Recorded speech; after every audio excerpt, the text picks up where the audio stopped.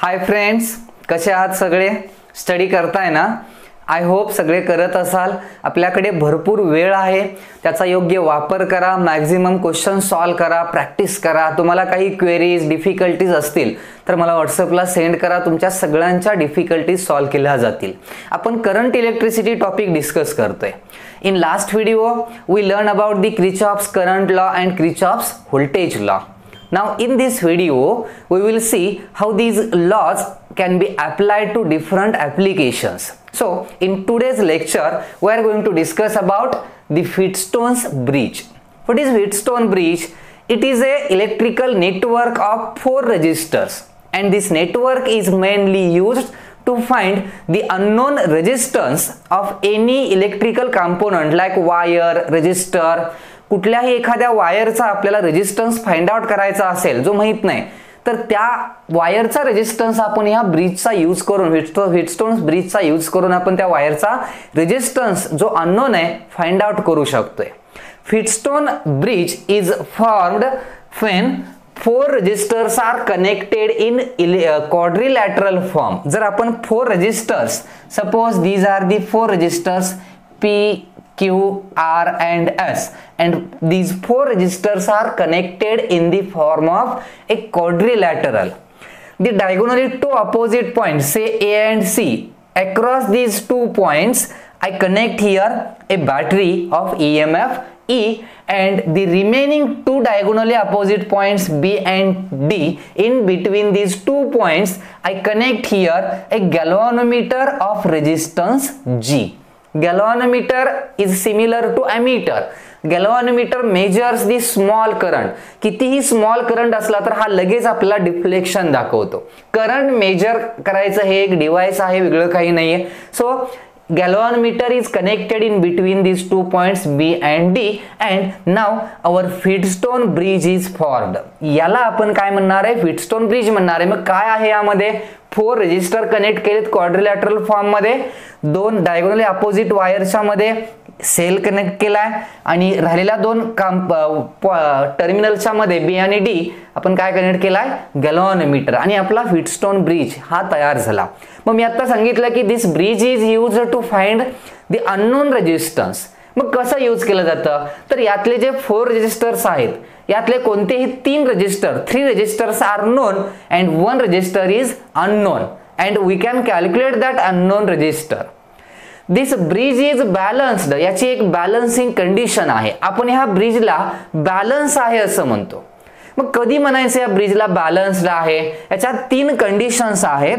Balancing condition of this Wheatstone bridge.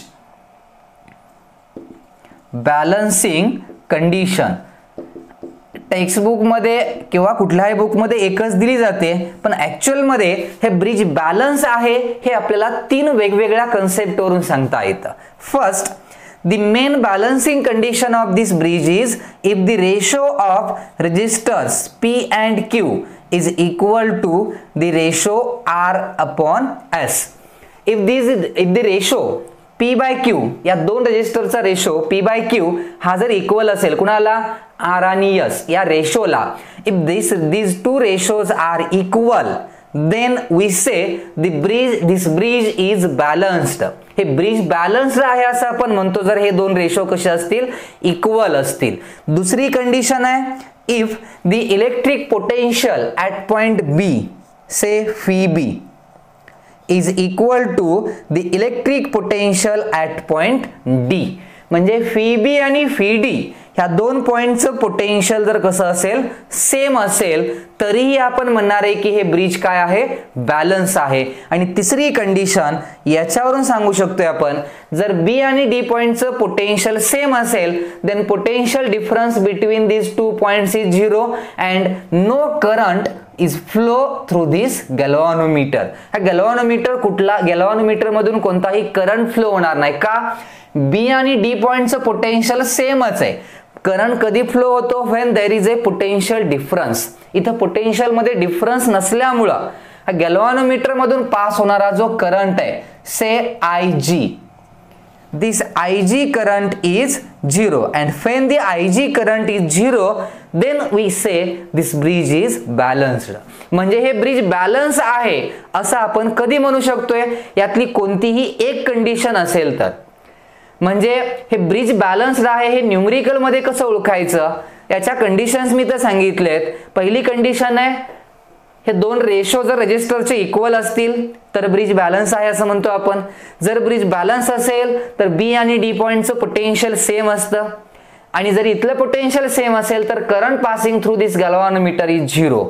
All these conditions are the balancing condition of this bridge. मग हे bridge balance आहे किंवा ही balancing condition आपल्याला मिळते का हे आपण प्रूव्ह करणार आहे. म्हणजे आपण ही बॅलन्सिंग कंडिशन इथं प्रूव्ह करणार आहे. आता याचं प्रूफ जर बघायचं असेल तर त्यासाठी आपण यूज करणार आहोत Kirchhoff's laws. Suppose because of this battery total current flowing through this wire is I. बॅटरीनं सप्लाय केलेला टोटल करंट किती आहे I. So here A is the junction and at the junction point this current I gets split, and suppose in this arm AB I1 current flows and in the arm AD current flows is I2. म्हणजे इथं I current हा split झाला, एका wire मधून I1 दुसऱ्या wire मधून I2 current काय झाला इथं फ्लो होतोय. Suppose this I1 current comes at this junction B. Again there are two more wires. आता जर इकडं गॅल्व्हॅनोमीटर मधून जाणारा करंट, फ्लो होणारा करंट हा IG असेल, then the current passing through this BC arm will be I1 minus IG. करंटचं splitting तर घेता यायलाच पाहिजे. म्हणजे आता गॅल्व्हॅनोमीटर मधून पास होणारा करंट किती आहे IG, इकडून येणारा करंट किती हा I2, and current flowing through this arm is I1 minus IG. Now at junction D जंक्शनला दोन करंट येत आहेत. One current is I2, other current is IG, and the current passing through this DC arm will be I2 plus IG. Now at junction C जंक्शनला दोन current आहेत. Again I1 minus IG, I2 plus IG. So IG gets cancel. दोघांची addition होऊन total current आपल्याला किती मिळेल I1 plus I2, and I1 plus I2 is nothing but I. या जंक्शनला तुम्ही जर क्रिचॉफ्स करंट लॉ यूज केला तर क्लिअरली आपण इथं सांगू शकतोय total current I is nothing but I1 plus I2. या A पॉइंटला जर केला, inward current I, outward current दोन आहेत I1 प्लस I2. आता आपल्याला ही बॅलन्सिंग कंडिशन प्रूव्ह करायची. ओके, आता बॅलन्सिंग कंडिशन प्रूव्ह करण्यासाठी मी इथं क्रिचॉफ्स लॉज यूज करतोय. Apply Kirchhoff's voltage law KVL for loop. एक लूप घेतोय मी इथं ABGDA. फॉर लूप ABGDA म्हणजे ABGDA. या लूपसाठी जर आपण क्रिचॉफ्स व्होल्टेज लॉ अप्लाय केला तर first A to B direction of loop is like this. This is the direction of loop. So direction of loop is A to B. Current is flowing also from A to B.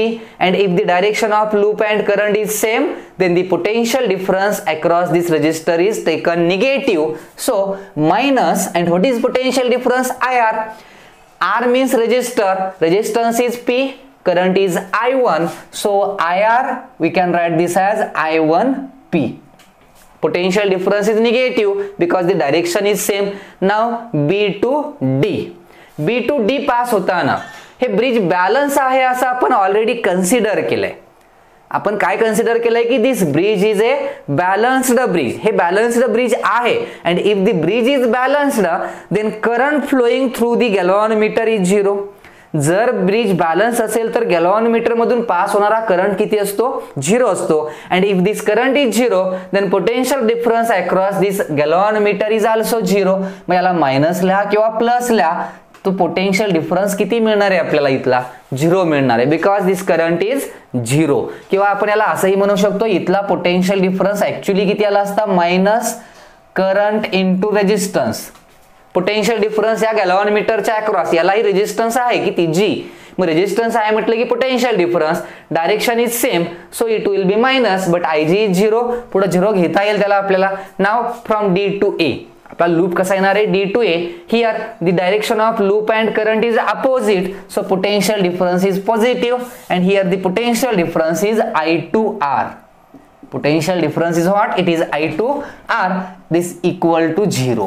Now here Ig is 0, so this term will be 0 and we can write this as I1P equal to I2R. Say equation number 1.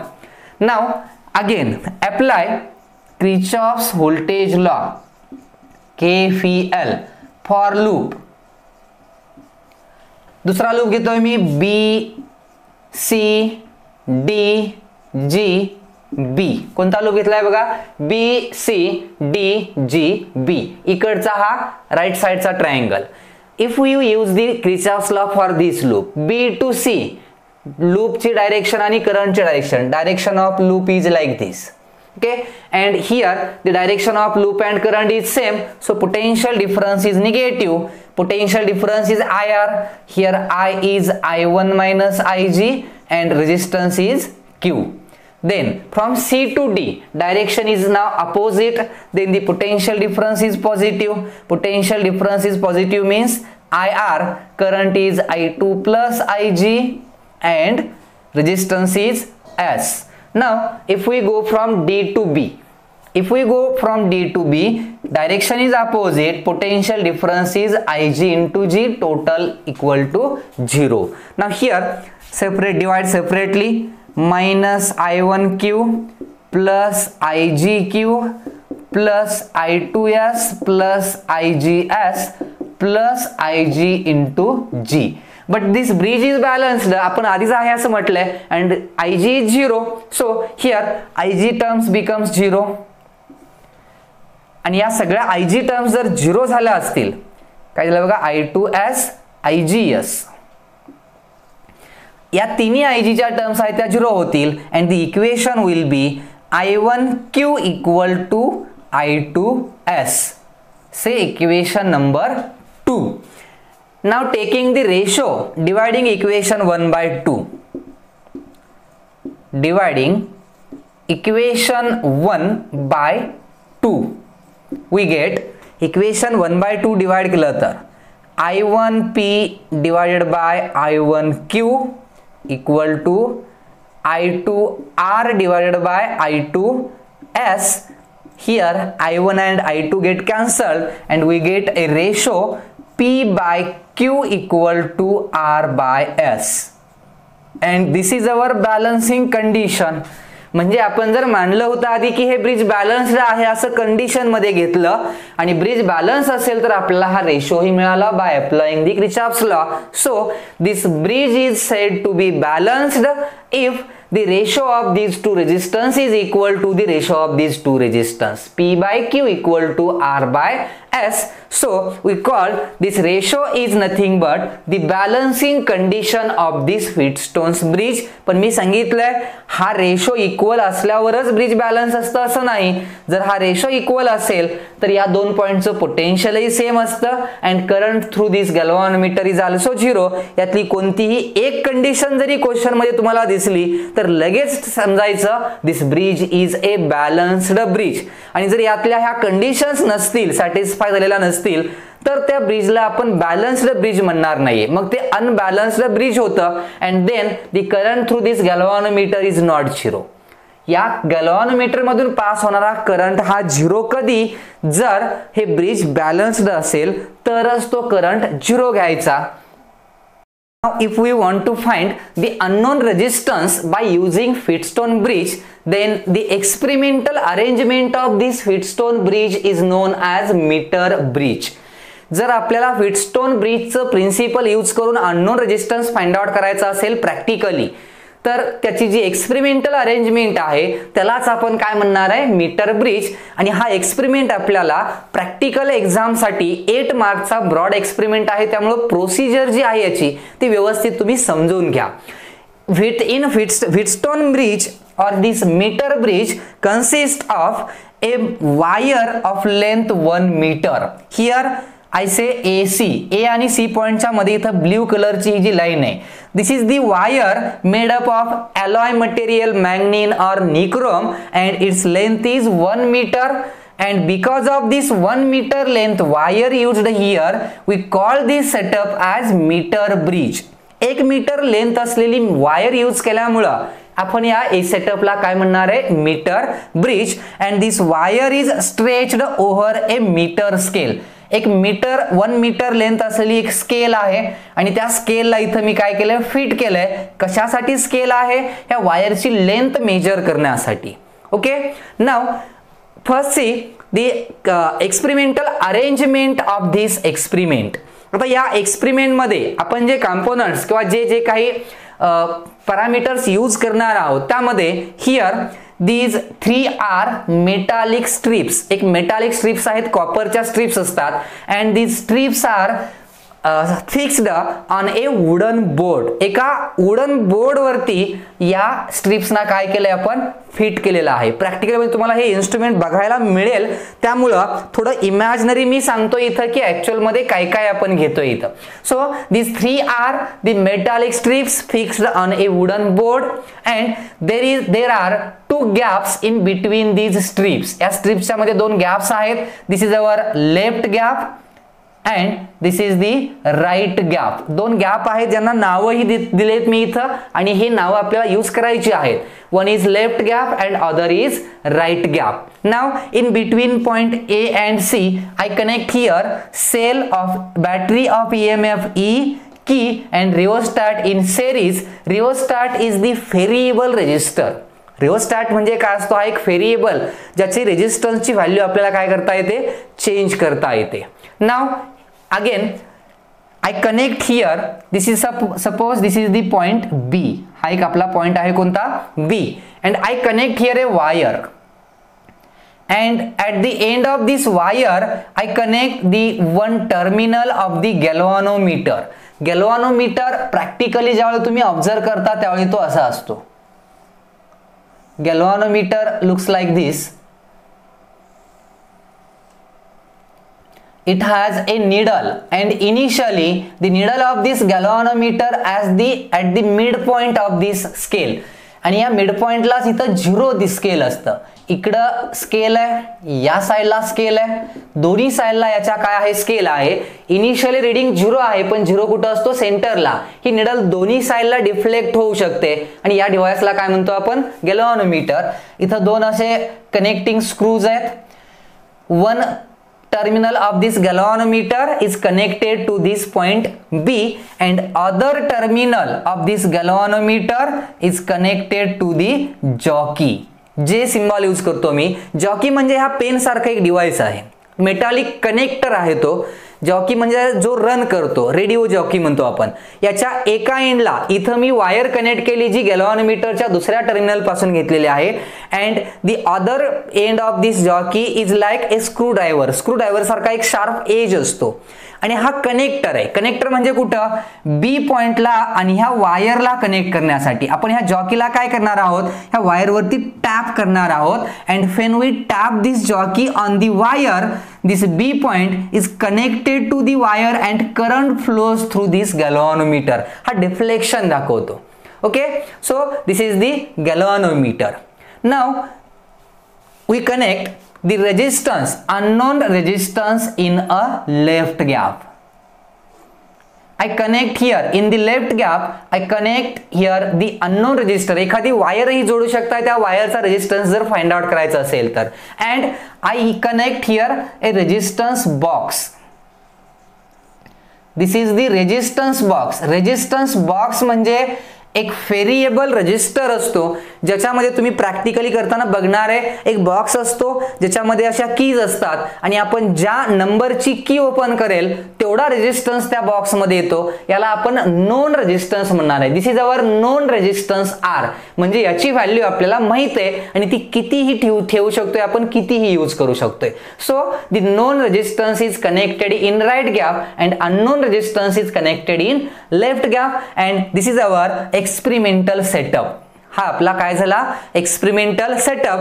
All the connection, when all the connections are made, सगळ्या wire सगळी connections व्यवस्थित केल्यानंतर key काय करायची, on करायची. When we switch on this key, then सगळी connections बरोबर आहेत का याची चेक करण्याची एक टेस्ट आहे. First connect this jockey near the point a to this wire. ह्या जॉकीला मी काय केलं, ए पॉइंटच्या नियरला इथं असं वायरवरती टॅप केलं. Then this galvanometer shows the deflection in this direction. Needle इकडे काय होते, असे डिफ्लेक्ट होते, means there is a small current passes through this galvanometer. Connect केल्यामुळे गॅल्व्हॅनोमीटर मधून करंट काय होतो, पास होतो. And if I connect this jockey near the end C, इकडे अशी जॉकी काय केली, वायरला इथं मी कनेक्ट केली, म्हणजे टॅप करून कनेक्ट केली. Then galvanometer shows reading in opposite direction. बघा, जर याला मी इथं कनेक्ट केला, इकडे डिफ्लेक्शन मिळतंय. When I tap on near the c point then it shows the deflection in other direction. जर असं मिळत असेल दोन्ही साईडला डिफ्लेक्शन, तर आपला एक्सपेरिमेंटल सेटअप हा क्लिअर आहे, करेक्ट आहे. जर मिळत नसेल तर या आर ची व्हॅल्यू थोडी चेंज करून बघायची. तिथली व्हॅल्यू तुम्ही कितीही यूज करू शकता, इथली व्हॅल्यू चेंज करा आणि मग दोन्ही साईडला डिफ्लेक्शन मिळतात का हे फर्स्ट टेस्ट करून बघायचं. Now the experimental setup is ready to find the unknown resistance. आता इथं ज्यावेळी आपल्याला रेजिस्टन्स फाइंड आउट करायचा आहे, त्याला आपण म्हटलंय की हे व्हीटस्टोन ब्रिज आहे. मग व्हीटस्टोन ब्रिज हे आहे, तर हे कसं व्हीटस्टोन ब्रिज तयार होईल, तर व्हीटस्टोन ब्रिज तयार करताना first see how this arrangement is like a Wheatstone bridge. This is our a point and this is the B point. In between A and B point there is a resistance which is X. ह्या strip conducting आहेत, यातून current pass होऊ शकतोय. In between A and B point we connect unknown resistance X. In between B and C point we connect the known resistance X which is our resistance box. In between A and C there is a wire and this B point is connected to the jockey. आणि suppose मी या जॉकीला इथं या वायरवरती या पॉइंटला काय केलंय, connect केलंय, tap करून इथं वायरला कनेक्ट केलंय. And suppose this is our D point. Okay, हा पॉइंट कोणता, डी. ए आणि डी पॉइंटच्या मध्ये काय आहे, मग वायर आहे फक्त. आणि डी आणि सी पॉइंटच्या मध्ये पण काय आहे, wire. But this wire has resistance. या वायर अलॉय वायर आहे ज्याचा रेजिस्टन्स लार्ज असतो. So this AD wire has some resistance, say RAD. And this DC wire also has resistance RDC. Condition घेतली आपण, कन्सिडर केलं. Now there is some current flowing through this galvanometer and now galvanometer is connected in between B and D point. हा B झाला, this is our A point, B point, C point and this is the D point. So this is our Wheatstone bridge because these wires also has some resistance. या wires चा काय आहे, resistance आहे. म्हणजे आपला काय तयार झाला, हा Wheatstone bridge. But the current flows through this galvanometer. ह्या galvanometer मधून आता स्मॉल करंट काय होतोय, फ्लो होतोय. And if the current flows through this galvanometer, then this bridge is not balanced. हे ब्रिज बॅलन्स्ड आहे का, मग बॅलन्स्ड ब्रिज कधी म्हणतो आपण, if the current flowing through this galvanometer is 0. आणि या गॅल्व्हॅनोमीटर मधून पास होणारा करंट जर 0 करायचा असेल तर काय केलं पाहिजे, to make the current through this galvanometer 0 we tap this jockey on different point on this wire. ह्या वायर वरती डिफरंट पॉइंट्स ना आपण जॉकी काय करणार आहे, टॅप करून बघणार आहे. आणि मग मी बघायला सांगितलं होतं, इकडे टॅप केलं की निडल इकडे डिफ्लेक्ट होते. सी पॉइंटच्या नियर टॅप केलं, अपोजिट साइडला डिफ्लेक्ट झाली. आणि मग इथून आपण असं टॅप करत यायचंय. या वायर वरती फक्त आपण ह्या निडलला काय करणार आहे, म्हणजे जॉकीला काय करणार आहे, टॅप करणं, कनेक्ट करत जाणार आहे. Then we find here a point like at this point when we tap the jockey at this point the current passing through this galvanometer becomes 0. ज्यावेळी आपण त्या पर्टिक्युलर पॉइंटला वायरवरती जॉकी काय करतो, टॅप करतो, then the current through this galvanometer becomes 0 and this bridge is balanced. जर गॅल्व्हॅनोमीटर मधून pass होणारा करंट 0 झाला तर ब्रिज काय आहे म्हणतो आपण, बॅलन्स्ड आहे. When if the jockey is tapped on that point D and we call this point D as null point. त्या D पॉइंटला आपण काय म्हणणार आहोत, नल पॉइंट और बॅलन्स पॉइंट. नल पॉइंट किंवा आपण याला म्हणणार आहोत बॅलन्स पॉइंट. आणि मग ज्यावेळी आपण जॉकी या बॅलन्स पॉइंटला टॅप करतो, इथंच असेल नाही कुठेही असेल तो वायरवरती, पण एक पॉइंट असा असतो वायरवरती की त्या पॉइंटवरती आपण एक्झॅक्टली जॉकीला टॅप केलं की या गॅल्व्हॅनोमीटर मधून पास होणारा करंट जो आहे तो काय होतो, 0 होतो. And when the current through this galvanometer is 0, this bridge is now balanced. आणि हे ब्रिज बॅलन्स असेल तर आपण रेशो घेऊ शकतोय. बॅलन्सिंग कंडिशन आताच आपण डिराइव्ह केली होती, ती बॅलन्सिंग कंडिशन घेतली, then the ratio of the balancing condition is x/r. x/r म्हणजे हा आणि हा रेजिस्टन्सचा ratio equal to RAD upon RDC. RAD divided by RDC. आता इथे आपल्याला हे रेजिस्टन्स माहित आहेत का, RAD आणि RDC? नो, ह्या वायरचे रेजिस्टन्स आहेत आणि ते माहित नाहीत आपल्याला. पण काय माहित असू शकतं, आपण वायर घेतलेले आहे म्हणजे ह्या वायरची रेजिस्टिव्हिटी आपल्याला माहित आहे rho, and we can measure the length of this wire on this metre scale. Say the length of this wire AD is LX. या मिड स्केल त्यासाठीच आहे. इथला पॉइंट बघा, हे डिस्टन्स किती आहे बघा, AD, ज्याला LX म्हटलं आपण, and the length of this wire DC is LR. Okay, हे बॅलन्सिंग लेंथ म्हणणार आपण याला. या लेंथला काय म्हणायचं, बॅलन्सिंग लेंथ. आणि मग वायरची रेजिस्टिव्हिटी रो आहे. से the cross sectional area of this wire is A and we know the length of wire, then we know the formula of resistance R equal to rho L upon A. If we say RAD, suppose आपण म्हटलं की RAD resistance of this wire AD, then it will be rho into LX upon A. This is the resistance of this wire AD, and if we want to find the resistance of wire DC, RDC equal to, wire तीच आहे त्यामुळे resistivity रोच आहे. Length now it will be LR and the area of cross section is also same A, तो ही सेमच आहे. So these are the two resistances of these two wires. And now if we use the values, x/r equal to RAD means rho LX upon A divided by rho LR upon A. Now here rho and A gets cancelled and we get LX upon LR. Now here the total length of wire is 100 centimeter. 1 meter means 100 centimeter, and if this length is LX, then the remaining length we can say 100 minus LX. म्हणजे LR ची value आपण कशी लिहू शकतोय, 100 minus LX. So we can write this as LX upon 100 minus LX. आता आपलं M काय होतं, our aim is to find the unknown resistance X. So we can write this formula as X equal to R in bracket LX upon 100 minus LX, and by using this formula we can find the unknown resistance. या फॉर्म्युलाचा use करून आपण इथलं unknown resistance हा X find out करू शकतोय. कसा, here this R is our known resistance. He value आपण ठेवलेली आहे, माहिती आहे आपल्याला. So R is known resistance आणि लेंथ तर स्केल वरती मोजणार आहे आपण. LX फक्त मेजर केली तरी चालते लेफ्ट एंड पासून. LX लेंथ जर मेजर केली, व्हॅल्यू पुट करा, we get the unknown resistance. Unknown रेजिस्टन्सची आपल्याला इथं काय मिळते, व्हॅल्यू मिळते. Now while doing this experiment there are some error occurred. इथं काही एरर्स मिळतात, एरर तयार होतात एक्सपेरिमेंट मध्ये. कशामुळं, these errors observed because of the non-uniformity of this wire.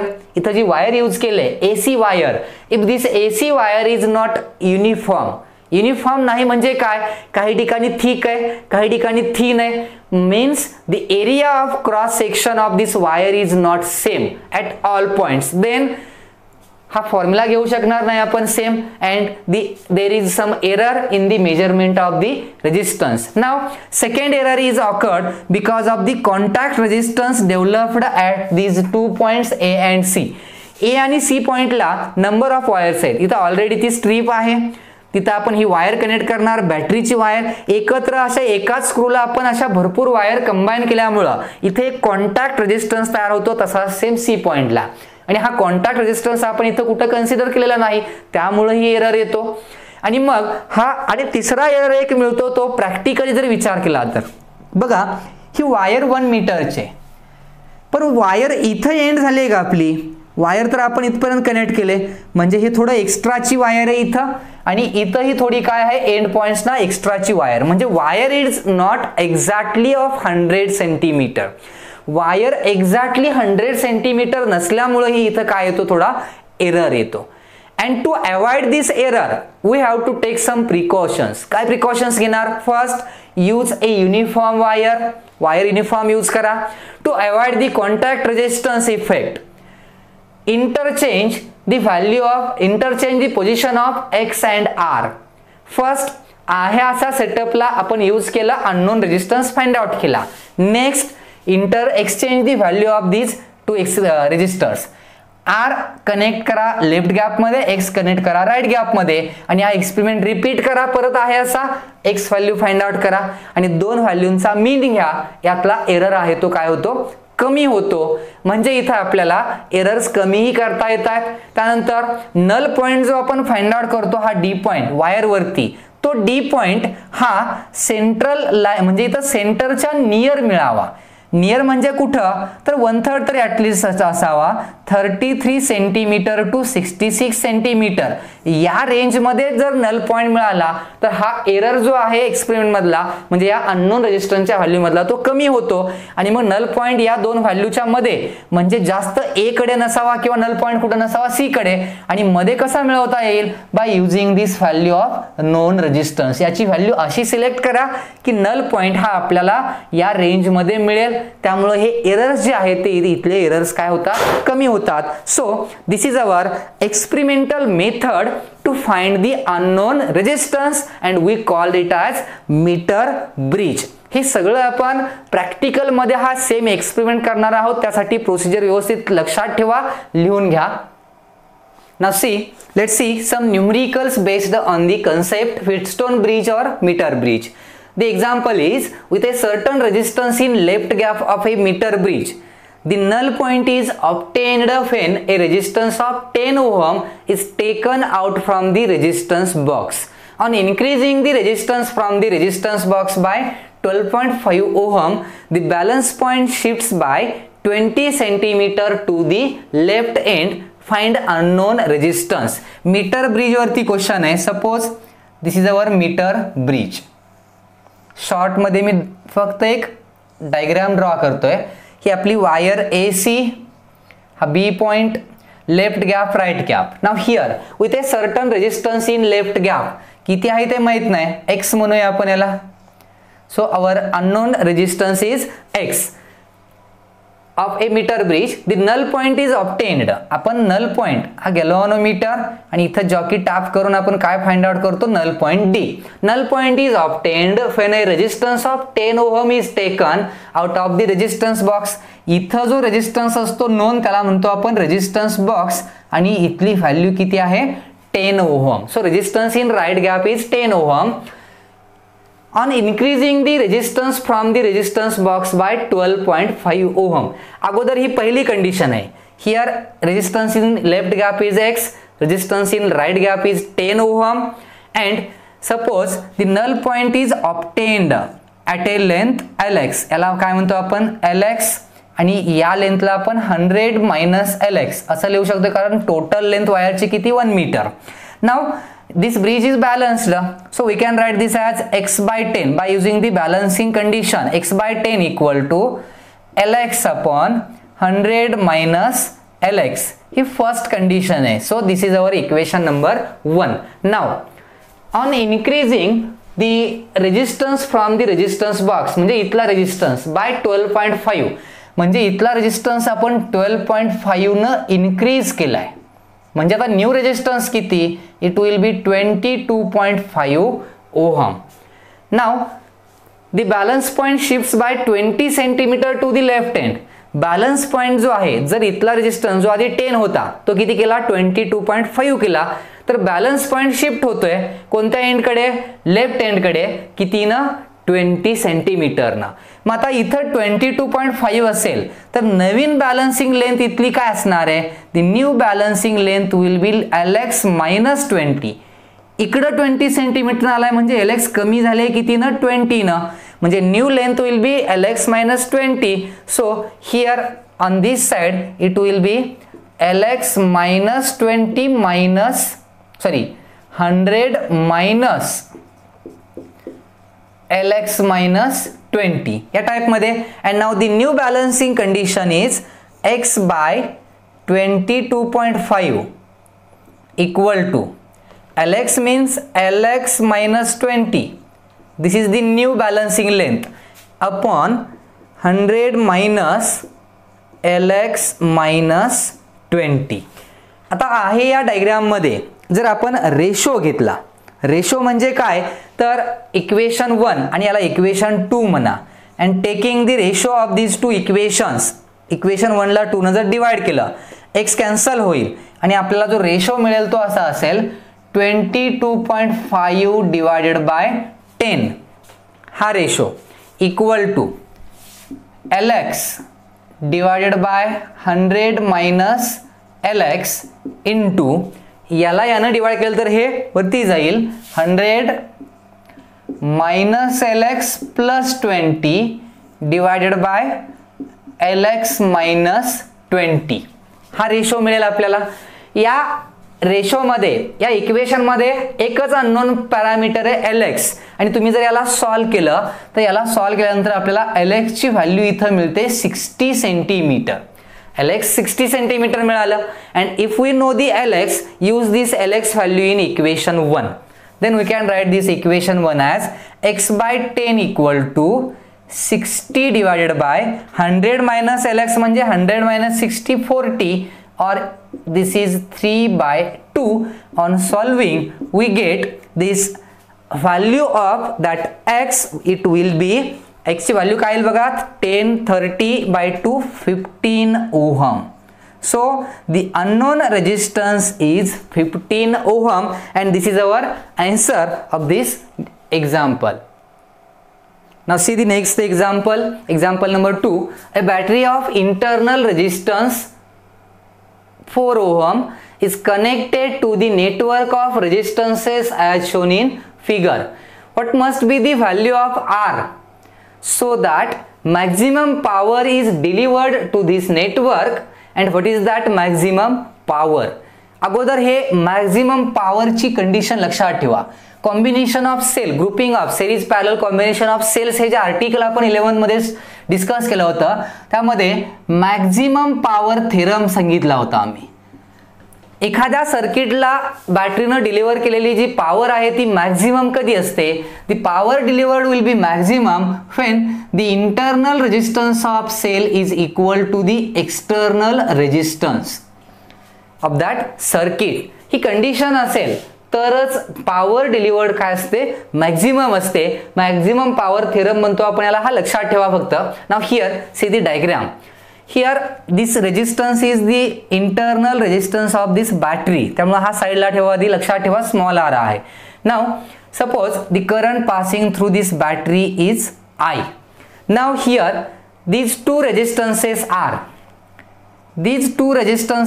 are in series.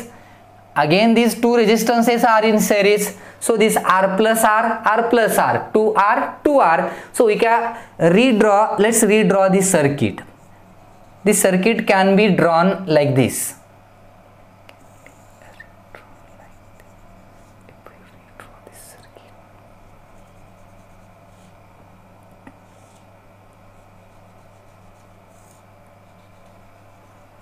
Now see how this circuit arranged. Now see this resistance is R, so it is R plus R 2R. दोघांचा मिळून एक दाखवलाय R plus R 2R, R plus R 2R, this is 6R and this resistance is 4R. Now this is nothing but our Wheatstone's network. बघा R1 R2 R3 R4 P Q R S आणि हा गॅल्व्हॅनोमीटरच्या जागी जो असतो तो resistance. So this is our Wheatstone's network. Now let's check, is it balanced or unbalanced Wheatstone's network? Balanced असेल तर balancing ratio काय घेतो आपण? R upon 2R equal to 2R upon 4R, and it is true. 2R by 4R is nothing but R upon 2R. So this bridge is a balanced Wheatstone bridge. काय condition असते? If the bridge is balanced, then current flowing through this resistor is 0. आणि यातून current जातच नसेल तर आपण या रेजिस्टरला इथून रिमूव्ह जरी केलं तरी या सर्किट वरती काहीही इफेक्ट होणार नाही, कारण या वायर मधून करंट पास होत नाही, तर वायर काढून टाकली मी इथून.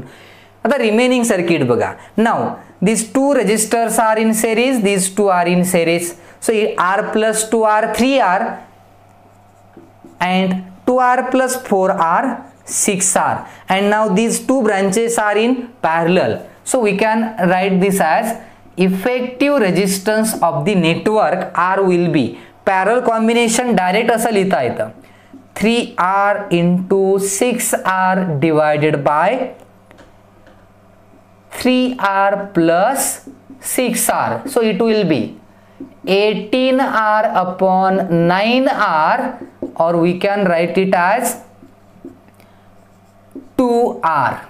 इफेक्टिव्ह रेजिस्टन्स जो आहे या नेटवर्कचा तो इफेक्टिव्ह रेजिस्टन्स किती मिळाला? 2R. नाउ आपल्याला इथं ऍक्च्युअली कॅल्क्युलेट काय करायचंय तर power, maximum power. Maximum power calculate करताना एक कंडिशन आहे इथं. अगोदर करंट लक्षात घ्या, current passing through this network. करंटचा फॉर्म्युला मी इथं ईएमएफच्या फॉर्म्युल्यावरून लिहितोय. ईएमएफचा फॉर्म्युला काय असतो? E equal to I into capital R plus small r. याला R इफेक्टिव्ह म्हणूया, टोटल रेजिस्टन्स एक्सटर्नल.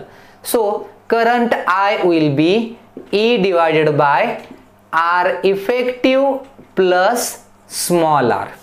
आणि R effective is the resistance of the network. This is the current flowing through this circuit. Okay, now see, for maximum power internal resistance should be equal to external resistance. So for maximum power small r should be equal to R effective. Internal आणि external म्हणजे पूर्ण external नेटवर्कचा resistance हे equal पाहिजेत. R effective value किती? It is 2R. So we get here small r value given होती, small r value किती? 4 equal to 2R, which gives us the value of R equal to 2 ohm. R value काय मिळाली? 2 ohm. This is our answer of first question. बघा, what must be the value of R so that maximum power is delivered to the network. Maximum power कधी असते? Internal equal to external असेल.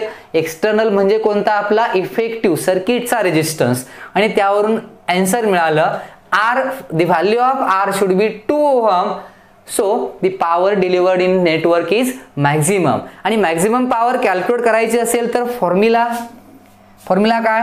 Power equal to I square R. This is the formula of power, maximum power. So we can write it as P max equal to I square means याचा square करा, E divided by effective resistance किती आहे? 2R plus small r bracket square into R. Use values E square divided by 2 into R. R ची value 2 आहे, 2 into 4, 4 plus 4 8. So here it will be 8 square into R value परत किती? 2. आणि याला जर आपण सॉल्व केलं तर आपल्याला जे रिलेशन मिळतं that relation will be E square. याचं जे आन्सर मिळेल that answer will be E square by 16. So this is the maximum power delivered in this network. E square by 16 is our answer. Sorry 2R 2 into 2 4, 4 plus 4 8, right? 8 square. Okay, I square R will be 2, so we get the answer E square by 16.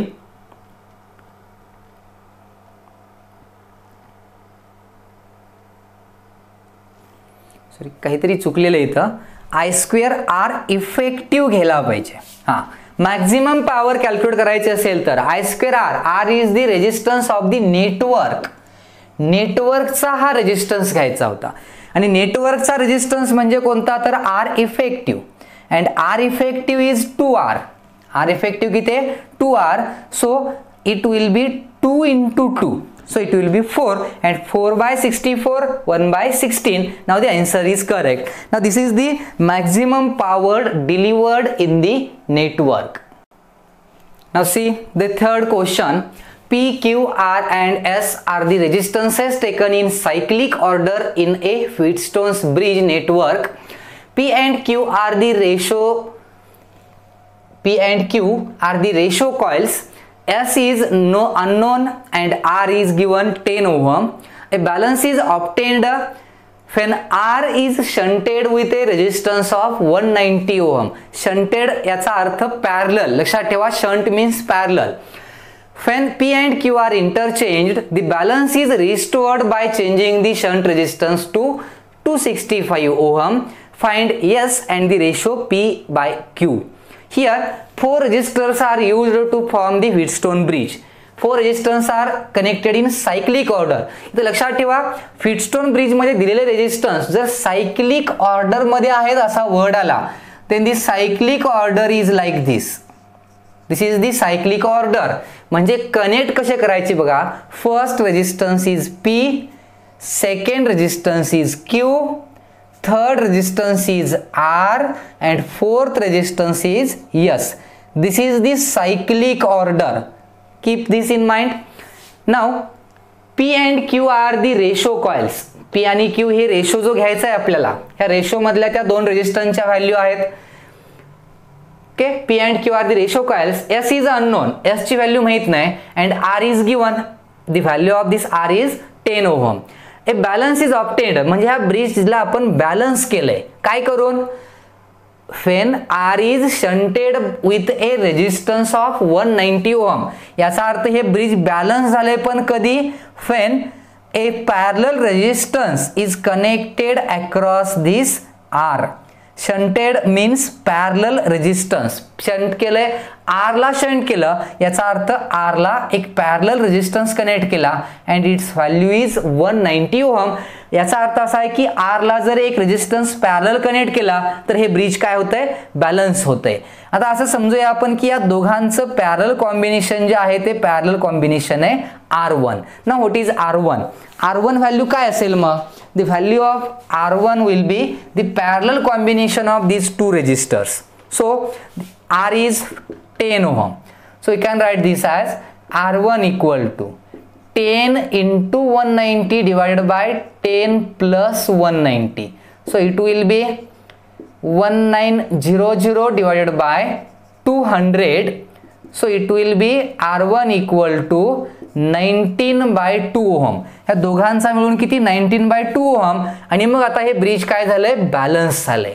And for balanced bridge we take the ratio P by Q equal to S by R. R by S नाही, इथं काय असणार आहे S by R1. R1 value आपण जी calculate केलेली आहे ती value किती आहे. R1 इज 19 by 2 आणि R1 जर 19 by 2 व्हॅल्यू पुट केली तर हा रेशो मिळेल आपल्याला P by Q equal to 2 into S by 19. R1 value फक्त आपण काय केले इथं पुट केले. This is our first condition. Now when P and Q are interchanged, P आणि Q ला इंटरचेंज केलं. here we connect Q and here we connect P. दोघांच्या व्हॅल्यूज काय केला, इंटरचेंज केला. ती बॅलन्स इज रिस्टोर्ड म्हणजे परत ह्या ब्रिजला काय केले, बॅलन्स केले. आपण काय केलं त्यासाठी, by changing the shunt resistance. ह्या शंटची व्हॅल्यू चेंज केली आपण. किती 2 म्हणजे 265 ओहम एवढी व्हॅल्यू जर शंटची घेतली तर परत हे ब्रिज काय होते, बॅलन्स होते. याला इंटरचेंज केलं तरीही. आता यांची पॅरलल कॉम्बिनेशनची व्हॅल्यू सपोज कन्सिडर करूया. आता किती आहे R2. Now what is R2? R2 is the parallel combination of these two resistors and it will be 10 into 265 divided by 10 plus 265. So it will be 2650 divided by 275 and its value is, याचं जर calculation केलं तुम्ही तर ही value आपल्याला मिळते 106 by 11. याची value काय येते 106/11. This is the value of R2. Calculation बरोबर आहे का बघतोय मी. Yes, R2 value is 106/11 and now we can take the balancing condition म्हणजे balancing ratio and now the ratio will be Q/P equal to S upon R2. आणि मग याला असं लिहू शकतोय आपण, it will be Q/P equal to R2 value किती आहे 106, so it will be 11S upon 106. Say equation number 2. Now divide equation 1/2. 1 ला 2 ने मी आता डिवाइड करतोय. If we divide this equation by this equation, then the equation जर divide केलं इथं तर P आणि Q व्हॅल्यू ज्या आहेत या व्हॅल्यूज कॅन्सल होतील. P/Q डिवाइड नाही, काय करावं लागेल बघा, डिवाइड केलं तर कॅन्सल नाही होणार, multiply. If we multiply equation 1/2 याला आणि याला मल्टिप्लाय केलं तर LHS P/Q into Q/P 1, RHS 2 into S हे 2.5 नाही 2 into S upon 19 into 11 into S upon 106 S square होईल. S स्क्वेअर ची व्हॅल्यू मी आधी सांगतो किती येते कॅल्क्युलेशन करून. S square equal to 91 point. S square is 91.54 and if we take the ratio of this value then we obtain the answer 9.57 ohm. This is the value of S. S ची काय मिळाली आपल्याला value मिळाली म्हणजे पहिला answer आलं. Ratio पण find out करायचा आहे P/Q. P/Q रेशो हा घेऊ शकतोय आपण S/R1 आहे किंवा बॅलन्सिंग कंडिशन जी इनिशियल होती ती घेतली तर S/R1 ही घेतली तर काय येईल बघा P/Q equal to P/Q equal to 2 into S. S value किती आहे 9.57 डिवाइड बाय 19 आणि जर हे सॉल्व केलं आपण तर याचा आन्सर जे आहे ते असं आहे 9.57 ची व्हॅल्यू जी आहे त्याला इंटू 2 केलं तर याची व्हॅल्यू येते 19.74 डिवाइडेड बाय 19 म्हणजे हे नियरली इक्वल टू 1:1च आहे पण 19.74 आल्यामुळे 1.007. मी कॅल्क्युलेशन इथं करत नाहीये, डायरेक्ट केलेली आहेत ती सांगतोय तुम्हाला.